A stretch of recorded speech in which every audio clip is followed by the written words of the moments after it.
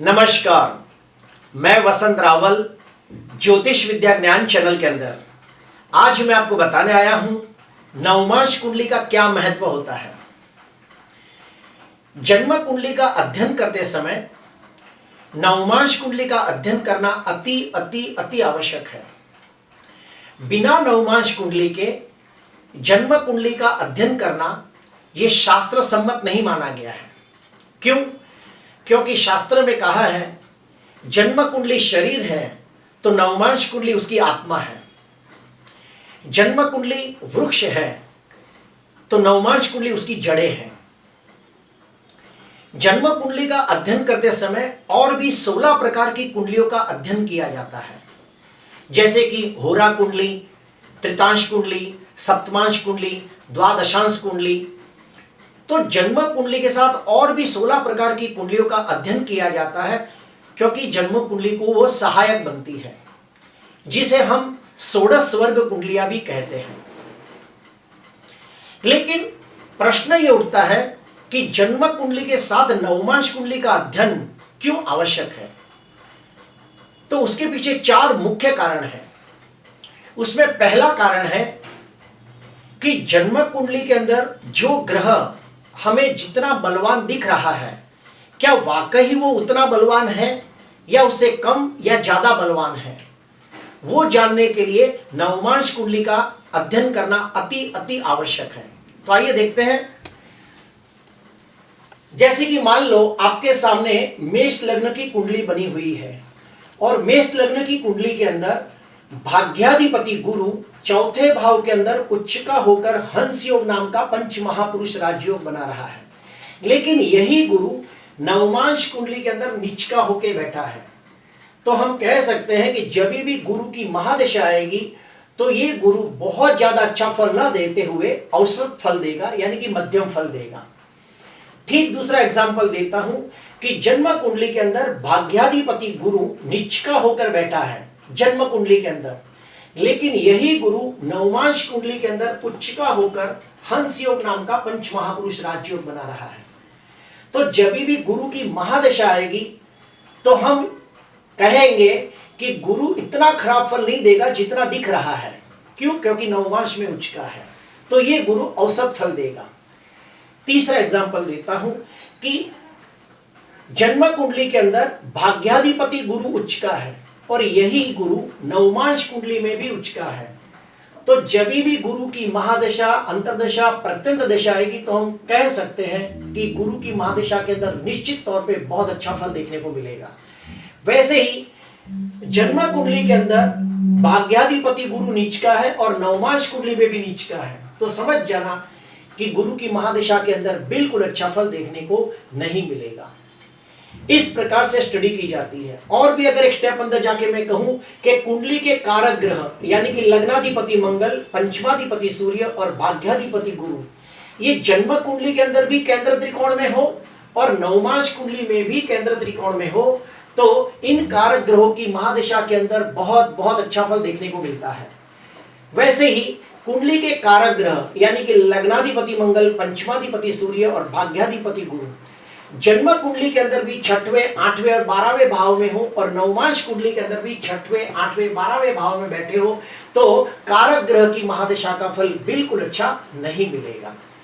इस प्रकार से स्टडी की जाती है। और एक मैं बात बताना चाहूंगा कि मान लो जन्म कुंडली के अंदर कोई ग्रह अस्त का होकर बैठा है, फॉर एग्जाम्पल कि सूर्य के साथ शुक्र अस्त का होकर बैठा है, लेकिन अगर नवमांश कुंडली के अंदर शुक्र कम से कम 2 या 3 भाव दूर हो गया हो, तो अभी ये शुक्र उतना अस्त का नहीं माना जाएगा जितना यहां दिख रहा है, यानी कि अभी भी ये शुक्र में फल देने की क्षमता बची हुई है।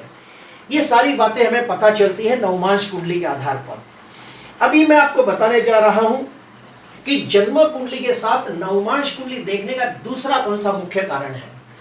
तो जन्म कुंडली के अंदर 7वां स्थान यानी कि वैवाहिक सुख देखने का स्थान, यानी कि पत्नी के बारे में जानकारी हासिल करनी हो तो 7वें स्थान से देखी जाती है। लेकिन जब 7वें स्थान को बहुत गहराई में स्टडी करना हो तो नवमांश कुंडली देखनी होती है।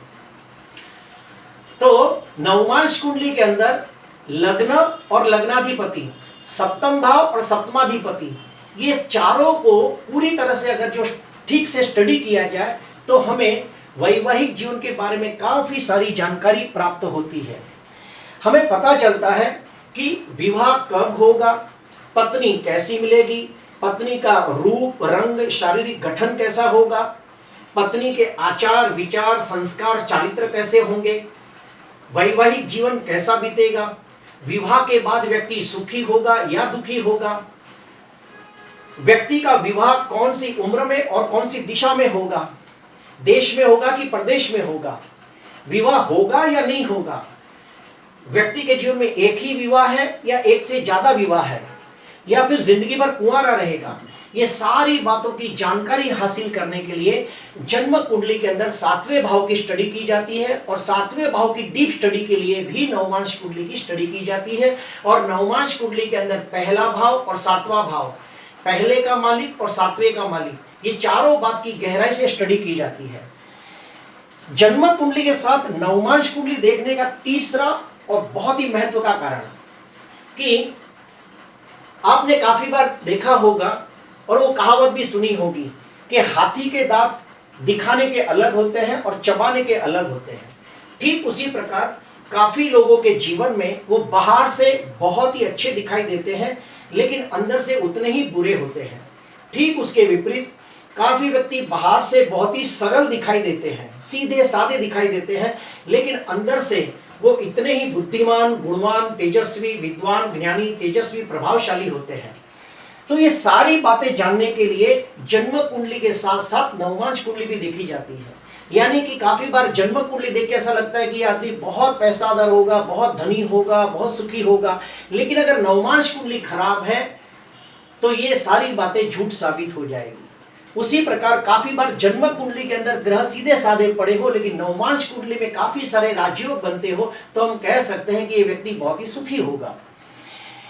जन्म कुंडली के साथ नवमांश कुंडली देखने का चौथा मुख्य कारण कि जन्म कुंडली के अंदर नवम भाव यानी कि भाग्य भाव होता है, और अगर भाग्य स्थान मजबूत हो या भाग्याधिपति पावरफुल हो तो हम कहेंगे कि ये व्यक्ति बहुत ही नसीबदार है, किस्मत वाला है, भाग्यशाली है और उसकी कुंडली की शुभता में काफी ज्यादा वृद्धि हो जाती है। तो नवमांश कुंडली क्या है? राशि का 9वां हिस्सा, यानी कि एक राशि के 9 भाग किए जाते हैं तब जाके नवमांश कुंडली बनती है। ये नियम के अनुसार जन्म कुंडली का भाग्य यानी कि नवमांश कुंडली और जन्म कुंडली के अंदर से भाग्य स्थान को देखना है और साथ में नवमांश कुंडली के ग्रहों को देखकर हम ये अंदाजा लगा सकते हैं कि ये व्यक्ति कितना नसीबदार है।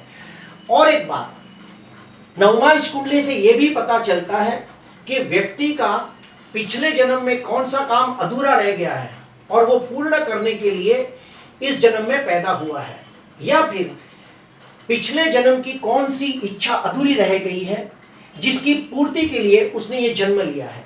अर्थात हमें नवमांश कुंडली की मदद से ये पता चलता है कि उसका जन्म कौन से कारण से हुआ है और उसे ये जीवन को किस तरह से सार्थक बनाना चाहिए।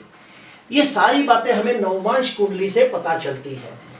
प्रिय दर्शकों, जब भी हम जन्म कुंडली देखते हैं तो साथ में नवमांश कुंडली को भी देखना अति अति अति आवश्यक होता है।